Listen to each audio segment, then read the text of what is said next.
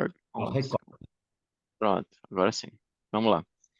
Então, quando a gente está falando de investimentos, né, só recapitulando um pouco, a gente fala em investimentos para que a gente aumente o nosso patrimônio, para que a gente ganhe dinheiro.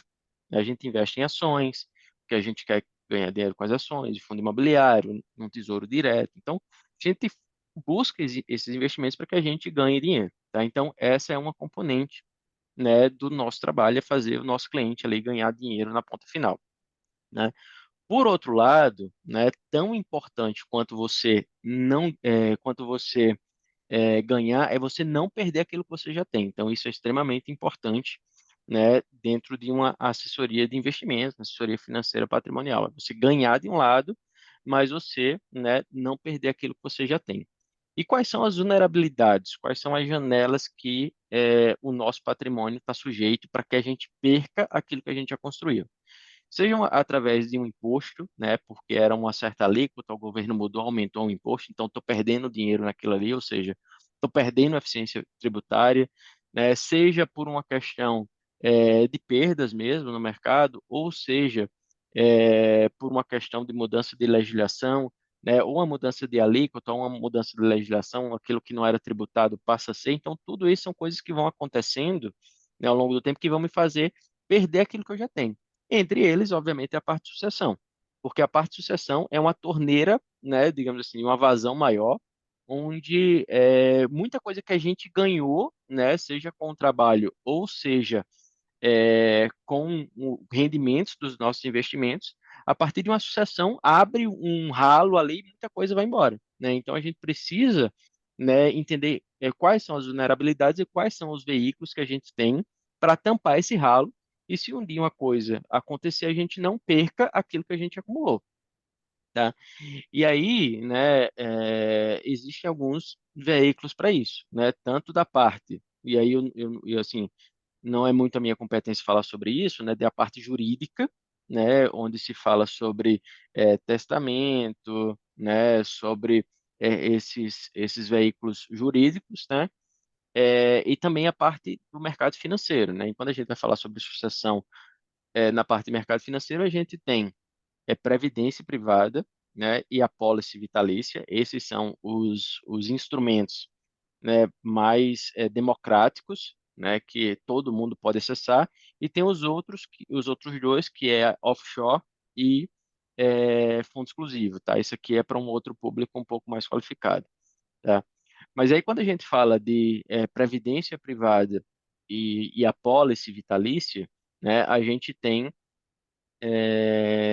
dois instrumentos que eles vão mais fácil para os nossos herdeiros no caso de sucessão, tá? Então vamos supor um cliente que tem R$ 1 milhão, tá? Quando a gente olha o custo sucessório, isso varia de estado para estado, porque tem imposto estadual ali na jogada, né? Mas os custos são basicamente cartório, advogado e governo, imposto, tá? Então, quando a gente junta esses custos sucessórios, gira em torno de 15 a 20%, né, do patrimônio, tá? Então, vamos supor que uma pessoa tem ali R$ 1 milhão, 20% de 1 milhão dá R$ 200 mil. Ou seja, poxa, eu tenho R$ 1 milhão, tá? Faleci, a minha família, ela vai ter que ter R$ 200 mil para poder resgatar um milhão. Ou seja, nesse movimento, na prática, vamos supor que esse 1 milhão seja da família. Esse 1 milhão se transforma em 800 mil, no piscar de olhos. Tá? Então, se eu não trago alguns veículos que, tipo, poxa, eu tô aqui trabalhando, tal, não sei o quê, mas assim, se eu vier a faltar, vai abrir um buraco, vai abrir um ralo, mas já vai ser preenchida alguma coisa imediatamente no mesmo valor. Então, se eu uso uma policy de seguros, por exemplo, tá? Poxa, eu tenho um custo. Vou precisar de 200 mil. Vou usar meu patrimônio e ficar com 800? Não, eu tenho um gatilho que recompõe aquilo que eu ia precisar utilizar, né? Com mais liquidez, com mais facilidade, não vai ficar preso em algum bloqueio jurídico, coisa do tipo, tá? E outra coisa, né, é uma previdência privada, tá? Do tipo VGBL, que ela também vai direto para os herdeiros. Qual é a diferença entre uma policy e uma previdência, tá? Basicamente é que a policy eu já tenho um montante alto desde o D0, desde o momento inicial. Ou seja, eu tenho R$ 200.000 de necessidade, né, de um custo sucessório, tá? Para eu, digamos assim, resolver o meu problema de imediato, o que é que eu preciso fazer? Deixar R$ 200.000 já separado numa previdência, tá? Para que ele fique facilitado no inventário e vão para os meus herdeiros, tá? Mas o que é que eu posso fazer? Em vez de dispor dos R$ 200.000 numa previdência logo de cara, eu posso colocar um valor, tá? De um seguro, de uma apólice de uns R$ 10.000, R$ 15.000, que vai ser pago em 10 anos, que o capital segurado dele fecha o buraco dos 200.000. Então, poxa, comprei uma apólice de R$ 10.000, por exemplo. Aconteceu alguma coisa comigo, poxa, o meu custo sucessório está garantido. Então, esses veículos, eles nos ajudam a garantir que a gente não vai perder aquilo que a gente já ganhou, tá? Então, é por isso que tem gente que fala por aí, são é, soluções de proteção patrimonial, se utiliza esse termo em alguns lugares, outras soluções patrimoniais, mas por quê? Porque protege, né, a pessoa de ter o seu patrimônio dilapidado, entendeu? Alguma pergunta? Tem. Vamos lá. Quando eu faço uma apólice, o valor que eu vou pagar durante 10 anos Uhum. equivale a, grosso modo, a quanto? Aos próprios 200.000 no nosso exemplo. Eu sei que tem a possibilidade de acontecer alguma coisa no mês seguinte, né? Ou no dia Sim. seguinte. E eu já tenho Uhum. os 200. Mas há essa previsibilidade, mais ou menos, de cabeça? Cara, vamos lá. Assim, seguro não é tudo igual, tá? É assim, existe uma diferença. Então, tem os seguros de banco, né, que é só você assina e você, tipo, na hora que acontece, eles vão investigar se você, digamos assim, merece aquele recebimento ou não, tá? Então, por que eu estou comentando isso? Porque a pólice que a gente trabalha aqui, tá? Ela tem uma análise prévia, tá? Então, não é, eu contratei, vou pagar e acabou. Não, eu contratei, eu vou responder um questionário de saúde, tá? E respondendo esse questionário de saúde, eu vou ter uma devolutiva se eu vou ser aprovado ou não para contratar a minha pólice, tá? E o valor, ele é calculado com base em algumas variáveis, ou seja, quanto mais jovem a pessoa, teoricamente mais saúde ela tem, mais barato é o seguro. Então, por exemplo, num caso desse, vou chutar aqui, tá? Não sou a pessoa mais qualificada para isso. Mas, a grosso modo, né, se uma pessoa de 18 anos fizer uma apólice com um prazo de pagamento de 10 anos, que é o que a gente geralmente usa, para ele ter um capital segurado de R$ 200.000, ele deve pagar aproximadamente uns 4, R$ 5.000, tá? Por Então, ano. ele, por ano, por ano. Então, ele paga 4, R$ 5.000, né, para ter os 200.000 de capital segurado, uma pessoa de 18 anos, por exemplo, tá? Então, é como se Tá. ele tivesse comprado 200.000 comprando um cheque de 40, 50.000. 4 vezes 10 ou 5 vezes 10 daria 40, 50.000. Então, com 40, 50.000, ele compraria os R$ 200.000. Só que isso parcelado em 10 anos, tá? Obviamente que isso corrige na inflação ali ano a ano, mas eu vou desconsiderar a inflação para ficar mais fácil aqui o entendimento, tá? Por outro lado, se uma pessoa de 75 anos, né, que tenha problema de saúde, queira contratar os 200.000, então para a seguradora o risco é maior. Então o custo vai ser diferente. Então os mesmos 200.000, talvez ela tenha que pagar R$ 20.000, entendeu? Por ano. Então, basicamente, não tem alavancagem nenhuma, tá? Mas ela, assim, obviamente, com a pessoa de 75 anos, teoricamente, ela tem mais chance de óbito do que uma pessoa de 18 anos. E aí a seguradora coloca isso na conta. Então, se essa pessoa de 75 anos chegar aos 85 anos, então ela ficou no 0 a 0. Mas se ela de 75 anos pagou 20 e garantiu os 200, né? Óbvio que é uma perda, mas do ponto de vista matemático foi interessante para ela, tá? Do ponto de vista de sucessão. E às vezes, né, quando chega nessa fase, a seguradora fala: olha, é risco demais, foi negado. Eu tive um cliente agora recentemente, um casal, que o marido foi aceito com sobretaxa e a esposa foi negada. Então, com sobretaxa é o quê? Poxa, Fiz uma proposta, a seguradora avaliou tudo, avaliou o histórico de saúde, viu que ele tinha tido um câncer, tinha problema de pressão e tudo mais.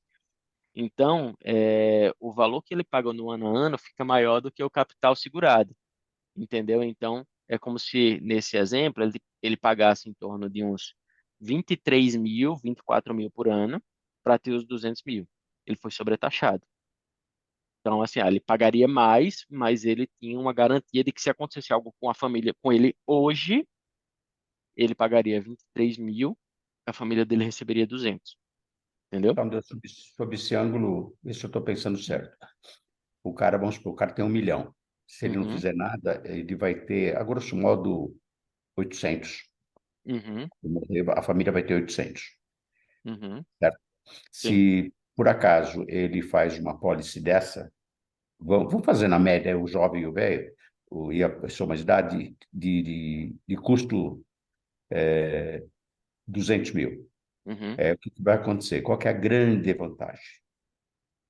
Para o jovem, evidentemente, sai mais barato, etc. e tal. sim, Tem a uhum, questão do acontecer alguma coisa, a família já recebe 200 mil. Então, o patrimônio dele é 1 milhão, tá certo? uhum, Eles vão gastar 200 mil para fazer o inventário, etc. e tal, só que ele tem a reposição disso. é isso aí. No caso da pessoa de idade, vai acontecer a mesma coisa.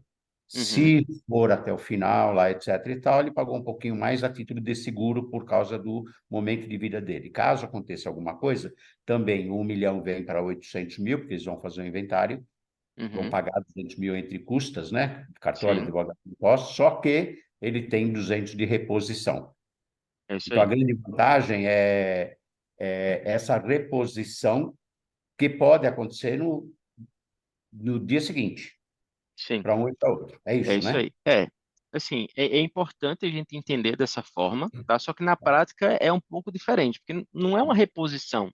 É um Hum. valor que você vai ter na mão para poder custear o teu inventário, entendeu? E aí vai ficar ali o teu 1 milhão ali na ponta final. Você não precisou gastar 1 milhão, perdão, gastar 200 mil para depois repor. Não, na verdade você ficou com 1.200, gastou os 200 e ficou com 1 milhão, entendeu? Perfeito. Eu entendo. Quando eu usei reposição, o que eu quis Não, dizer beleza. é que o meu patrimônio continua inalterado. É isso aí. Aham. Se é um que É foi isso pouco aí. depois, mas ele é Agora tem, inalterado. em relação à pessoa mais velha, tem um ponto também, né? Peguei o exemplo de 75 anos, né? Hum. Só que ela vai pagar durante 10 anos, tá? Vai pagar um pouquinho mais. Só que esse valor ele reajusta por inflação ano a ano e ele vai pagar só durante 10 anos, tá? Ou seja, se ele vier a falecer com 10 anos, ele pagou mais e recebeu menos. Porém, se ele falecer com 95 anos, por exemplo, ele teve mais 10 anos, o valor corrigindo a inflação, que ele não está fazendo mais aportes. Então, ele está recebendo mais do que o que ele recebeu. Perdão, ele está recebendo mais do que o que ele aportou. Entendeu? Repete, se for até o final, ele vai se corrigir mês a mês, vai pagar mais do que o Não, prêmio. ano a ano. Ano a ano, perdão. Aí ele, Uhum, ele, ele vai pagar ano a ano, corrigido, e vai acabar pagando mais do que o prêmio. No entanto, isso se aí. ele falecer antes, ele vai parar de pagar. Ele, claro, a Sim. família vai parar de pagar, né? E Uhum. o valor será corrigido? Como é isso aí Não, que eu não não. entendi. Se ele falecer, acaba tudo. Não paga mais nada, recebe, bom, acabou. Tá. Entendeu? Falando se ele não falecer, ele continuar vivendo e durar até os 95 anos, por exemplo. Fez com Hum, 75, faleceu com 95, tá? tá. Ele só pagou durante 10 anos. Então, ele pagou até os 85 anos uma vez por ano. Depois, ele não paga mais, deixou de pagar. Só que esse valor também não, ele deixou de pagar, mas o valor continua corrigindo, Se ele não entendeu? resgatar. Mas ele não vai resgatar. Esse valor é para sucessão, é um seguro, é para se ele Ah, resgatar, se ele claro. resgatar, ele tipo perdeu digamos assim, O o sentido da veículo, coisa. exato, Claro, claro, claro. entendeu? Aí ele não vai resgatar. E aí o valor vai continuar corrigindo, corrigindo. Um ano, dois, três, vai passar 10 anos corrigindo. E obviamente que nesses 10 anos corrigindo, mesmo que a correção seja só da inflação, vai receber um valor maior do que o valor que ele aportou, porque ele sempre continua corrigindo. E isso, né, e aí a matemática é fantástica, porque se ele faz com 18 anos, ele paga, né, por 28 anos ele para de pagar e tem um valor corrigindo a vida inteira. Imagina se essa pessoa fez o seguro com 18 anos e falece com 70, 75, 80, entendeu? O tanto de dinheiro que ele foi acumulando ao longo do tempo, entendeu? Sim, perfeito, perfeito. E a correção é pelo quê? Pelo IGPM? Pelo IPCA, IPCA? isso.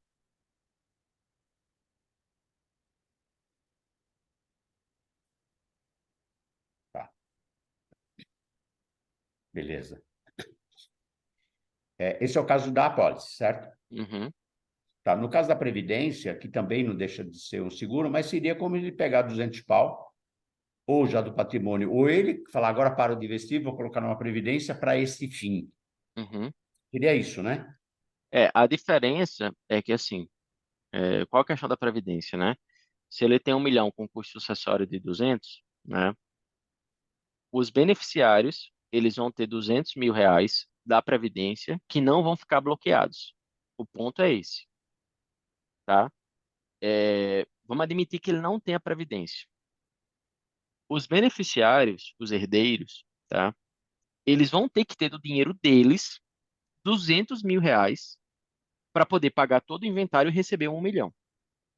Eles vão ter que pagar do dinheiro deles. Se eles não tiver, amém. Eles vão ter que entrar na justiça para poder pedir para desbloquear alguns valores, para que eles possam vender, né, fora do inventário, para poder receber, para depois pagar. E aí, obviamente, que se ele faz alguma antecipação de investimento, ou seja, um bem imóvel, por exemplo, ele corre o risco muitas vezes de vender mais barato pela pressa, né? O próprio mercado financeiro. Pela pressa, né? Então isso é ruim. Mas se ele tiver, ele gastou 200 mil reais, tá? E se ele tiver a Previdência vai direto, não fica bloqueado. Aí aquela conta que tinha 1 milhão de reais, né? 200 mil era a Previdência, ela virou 800 e veio para cá, entendeu? Aí eles vão pagar e vão tirar os 800, entendeu? Ou seja, 1 milhão foi para 800, entendeu? A, a policy tem a vantagem de que você está pagando ali no mês a mês e ela tem essa alavancagem, entendeu? A Previdência não. A Previdência ela sai direto, ela não passa pelo inventário, tá? Ela vai direto. E aí os herdeiros eles pegam esse valor, pagam as custas de inventário para desbloquear o outro montante, entendeu? Mas diminui, entendeu? Entendi, sim. Boa, boa. É, aí, isso não vou entrar muito no mérito, mas as outras opções é criar, por exemplo, um fundo exclusivo, certo? Uhum. Qual que é o principal benefício do fundo exclusivo? Fundo exclusivo é que você pode doar as cotas, tá? Você não doa o dinheiro, você doa as cotas, tá? Você vai pagar o imposto de doação, tá? Mas o dinheiro já é das pessoas. Então vamos supor, eu tenho um fundo exclusivo, eu doei o dinheiro para os meus herdeiros com uma cláusula de usufruto, então tipo, enquanto eu estiver vivo, eu posso gastar o dinheiro, posso vender, posso doar, posso fazer o que quiser, tá? Ele está no nome deles, tá? Eu paguei o imposto de doação, mas o dinheiro é deles, tá? Na minha ausência, o dinheiro já é deles, já foi, entendeu? O usufruto ele deixa de existir, mas o dinheiro já foi. Mas essa atitude eu tenho que tomar em vida ainda? É, Tem. sim. Então eu tenho que estabelecer o usufruto. Uhum. Se por acaso eu morrer e eu não fiz nada disso, isso daí vai para inventário normal. Aí é o trâmite normal, como qualquer outra aplicação. É isso aí. Perfeito. E a última é a holding, onde você também coloca todos os teus bens dentro de uma holding e que você também, juridicamente, já deixa determinado que, na sua ausência, cotas XYZ vão para cada beneficiário. Já É, a, estabelecido, a holding é bem parecido com fundo exclusivo, tá? bem Se as parecido. cotas da holding já tiverem doadas, ok, já está resolvido. É, se não tiverem doadas, aí você vai ter que pagar o ITCMD e todos os custos do inventário, porque aquelas cotas elas vão ser inventariadas, não são os imóveis. São as cotas da holding, que as cotas da holding têm um valor. E aí isso vai ser levantado em inventário. Então, na holding, deve ser as cotas distribuídas para os beneficiários. Também sob o modelo de usufruto? Uhum, É isso? Sob o sim. usufruto? Sob o usufruto. Caso não, vai para inventário. Uhum. No caso de doação, tanto do fundo exclusivo quanto da holding, o único imposto é o ITCMD, que não tem advogado e É, não é tem só o cartório. ITCMD. É, Só só o ITCMD. ITCMD. É. Na holding, se você estiver constituindo uma holding, Hum, digamos assim, dando um passo atrás, se a holding já estiver pronta, é isso. Mas se você tiver constituir a holding, aí você paga mais o imposto, que é o ITBI, que é a mudança de titularidade, né? Que é da prefeitura. Você paga porque, por exemplo, se tem um imóvel, né? Aí o imóvel sai do seu nome e vai para o nome da holding, né? Aí você paga esse imposto. Tá? Mas é melhor nem entrar nessa seara aí. Já começa a complicar um pouquinho mais.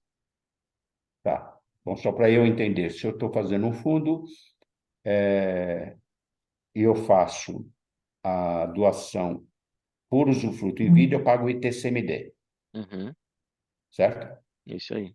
Se for uma holding, eu vou criar, daí eu vou passar, vou ter os custos naturais de criar uma holding, Uhum. mas por ser O que, bens o que é o imobiliários, ITBI? É Imposto de Transmissão de Bens Imóveis, né? Então, se você estiver transmitindo um bem imóvel de uma pessoa para outra, isso vai incidir o imposto. perfeito, Independente se é uma pessoa física para uma pessoa física ou se é de uma pessoa física para uma pessoa jurídica do que seria essa holding. Então, você vai tá, pagar o ITBI.